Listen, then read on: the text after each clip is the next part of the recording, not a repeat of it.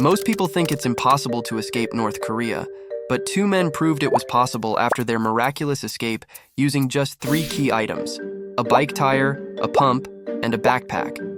Choo-Yun Lee was a high-ranking North Korean government official who lived in the South Hwanghae province.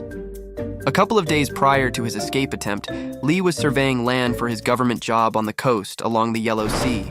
There are landmines and electric fences scattered all throughout the region, preventing North Koreans from trying to escape through the sea. So Lee was trying to mentally record where all the landmines and fences were. Lee told nobody that he was going to try and escape North Korea, not even his family, but he did recruit one of his most physically fit friends to join him on the journey. Lee and his friend drove to the edge of where North Koreans were legally able to access. With their bike tire, pump, and backpacks, they started crawling through the high grass towards the sea.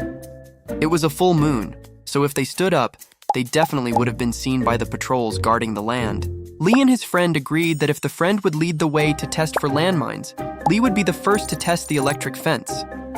Thankfully, no landmines went off, and the electric fence wasn't on at the time, as electricity in North Korea is very sparse. So now Lee and his friend were going to have to make a run for it, as the long grass was about to end, and there was still about 100 yards to the sea. It was initially too bright to make the sprint, so they waited for a big cloud to eventually cover the light radiating off the moon. The cloud was finally in place, and they then decided to make a run for it into the sea.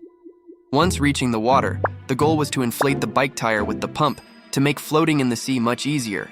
But to their surprise, the pump wasn't working, so they ditched the pump and the tire and made their way out into the Yellow Sea. 2 hours into swimming, the men were getting exhausted. So in order to make themselves lighter, they ditched their backpacks full of food and even stripped off their clothes, leaving just their boxers on in order to be as light as possible. Now 3 to 4 hours into the swim, Lee's friend told him that he couldn't do it anymore, but Lee wasn't going to let him give up.